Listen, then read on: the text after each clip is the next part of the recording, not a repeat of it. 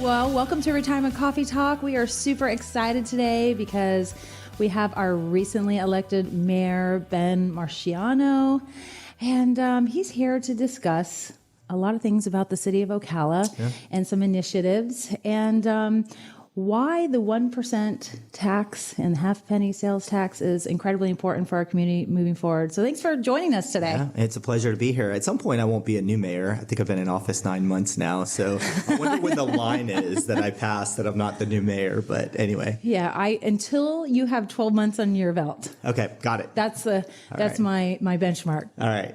So good to know. Ben and I got to know each other back in March, if I recall, and I knew we'd be friends when he came to me and sat next to me and said, "Who are you? Why are you here? And what is your purpose?" Very direct. Very direct. And I'm like, ooh, that was a lot to unpack. Aww. So that's why we're here today, and to help the community understand a little bit about some of this voting and what's going on the ballot and that kind of stuff. So why don't you share with us your vision for the city of Ocala, and what are your top priorities as you're settling into this role? Yeah, first of all, we live in a great community. You know, people ask me, why would you want to be the mayor? Like, what is it about it? It's definitely not the pay, I promise you that. But we really have an amazing community. I love who we are. I love the values of our community. And it is a really great place. I have family that visit from New York, and they always come to Ocala, and they're always like, "Ben, this place is special." And I say, well, what is it about it that makes Ocala special? And they always say the people. And I think we have a special place with our people's hearts. I mean, you're an example of that and who you are. You can see it. You know, my vision is that we don't lose who we are as we continue to grow. What makes us special as a community, but we are going to grow. And, you know, it is an exciting time the way I look at it. I love the development of our downtown, and it really is a great place. My vision is that we would be a mentally and physically healthy community that works together for the betterment of the community. Like when I define who we want to be, that's who I envision. And a lot of my initiatives and what I do is focused around that. The number one responsibility of the mayor is to oversee the police department. I really love working with our police chief. I don't know if you know Mike Balkin. Mm-hmm. He's awesome. We're blessed to have such a good leader. My job is to support him, you know, and I do that. We've had some great initiatives in place and done a really good job making sure our community is safe. That's why people are moving here.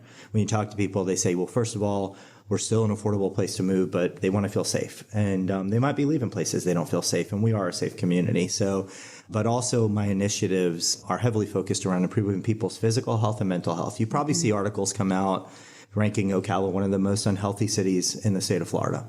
And to me, that's unacceptable. If you don't have your health, what do you have? And I tell people this all the time. I've been in the business for 25 years of improving people's health. You can focus on your health now, or you can focus on it later. You got to make the decision. Do you want to wait until something happens, or do you want to do now where you can really make sure that you're living life to the fullest? You know, I just lost my grandmother the other day, and I watched her the last 5 years really just not be able to enjoy life. So my goal is to get our community healthy, active, and moving. We've put a lot of great initiatives in the community that are already starting to see great benefits. But then also the mental health of our community is not good, you know, and it's not good across the country. I use this platform to share my story of recovery. I overcame addiction and homelessness. I believe that God put me here to use this platform to give people hope, and I do that. People ask me, why are you so vulnerable and transparent? I think it gives people hope. But we've put a lot of focus on making sure we have the right facilities in our community to get people the help they need.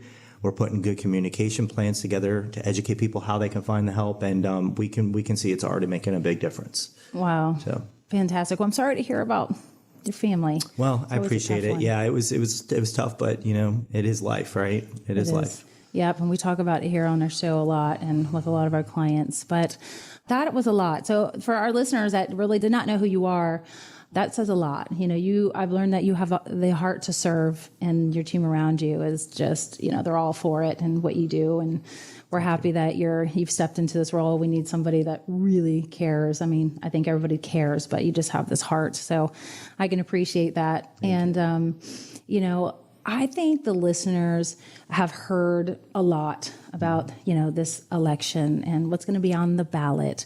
And I think some people are a little bit confused, and they've heard about this tax that we have to vote for and not vote for our local community. And I would love for you to explain how it benefits our community. And first and foremost, you know, our first responders like the OPD, and really go through that, because I don't think a lot of people understand what the 1% and the half penny tax is really for at the end of the day, where we're missing some things. So the penny sales tax, first of all, it's been in place since 2017. We're already paying it, right?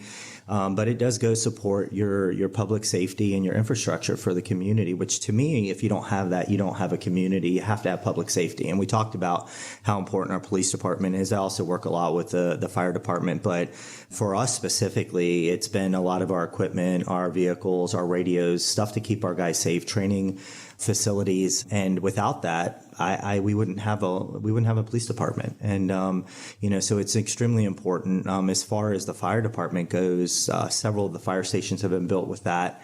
They're fire trucks. I heard a story, and before we had the penny sales tax in 2016, we had a call for fire trucks, and 2 of our fire trucks broke down on the way. Can you imagine being, in an accident on the side of the road and fire trucks can't make it to you because they're broken down? That's the reality of what would happen if we don't have this penny sales tax. We lose the opportunity to keep our community and our citizens safe, right? And then as far as infrastructure goes, it's our roadways, and it's which is so important in any community. Right. So there might be some hesitation out there from the residents here in Ocala. And can you explain, or maybe just voice, they're afraid how it could financially impact their personal economy, and how to ensure that if they vote yes, to make sure that these benefits will go to where they're actually supposed to go to. Yeah. So first of all, by law, we have to use it on what it is exactly designed to be used for. So public safety infrastructure, it's very transparent. I was talking to our CFO yesterday. It's public information. Anyone can request how we're using the funds, but we have actually created a separate account specifically for that money, and then it has to be used specifically for that amount.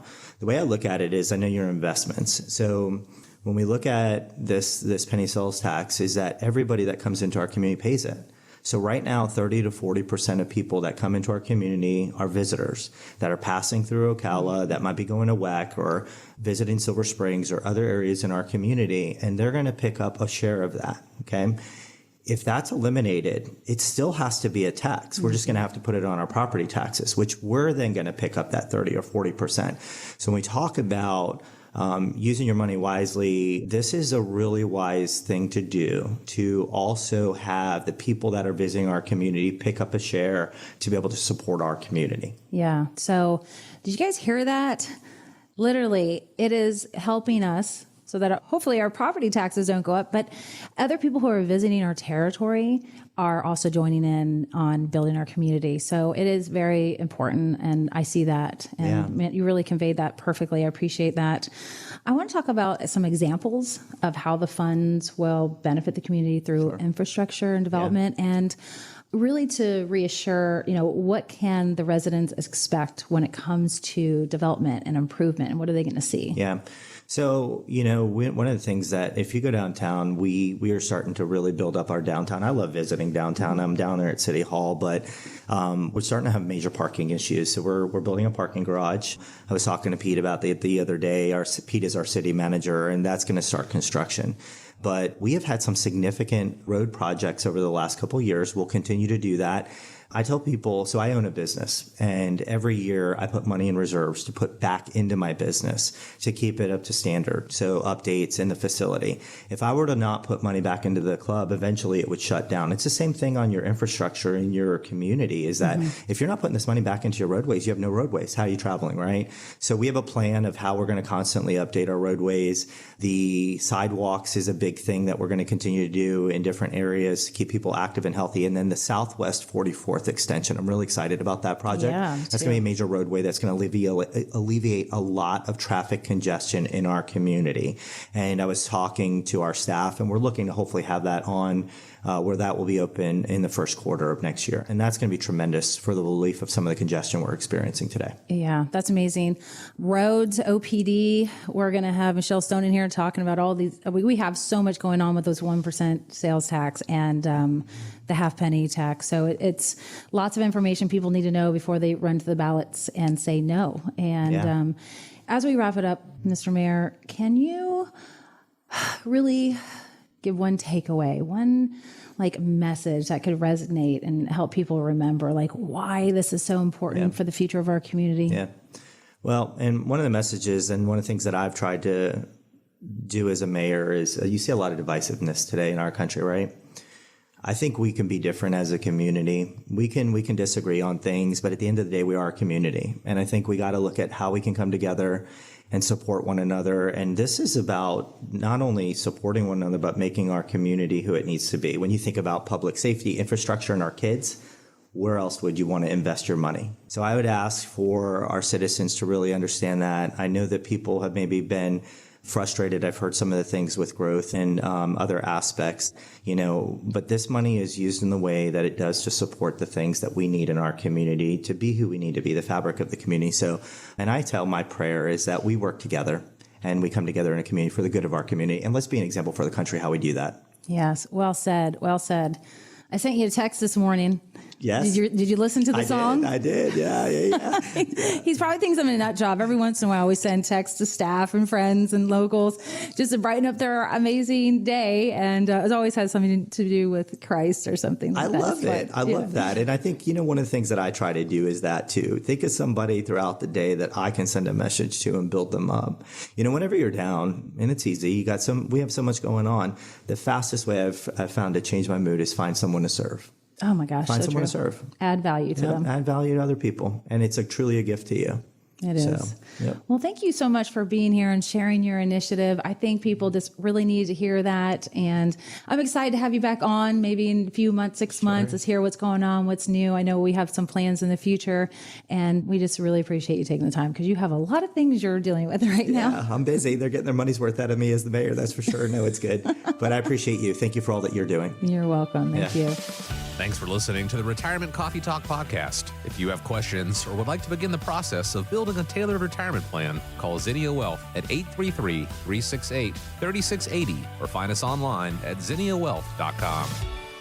Sharice Rivers is an investment advisor representative of Zinnia Wealth Advisory, LLC, a registered investment advisor. Exposure to ideas and financial vehicles discussed should not be considered investment advice or recommendation to buy or sell any financial vehicle. Past performance is not a guarantee of future results. Investments can fluctuate and when redeemed may be worth more or less than when originally invested. Financial professionals are not licensed in all 50 states. To find out if Sharice Rivers is licensed in your state, please contact their office. Zinnia Wealth Advisory, LLC is not affiliated with nor endorsed by the Social Security Administration or any other government agency and does not provide legal or tax advice. Annuity guarantees rely solely on the financial strength and claims-paying ability of the issuing insurance company. Any client experiences discussed during this show are unique to that client. They are not meant to imply or suggest you will experience the same results. By contacting us, you may be provided with information about insurance and annuity products offered through Sharice Rivers, NPN Insurance License Number 8718011.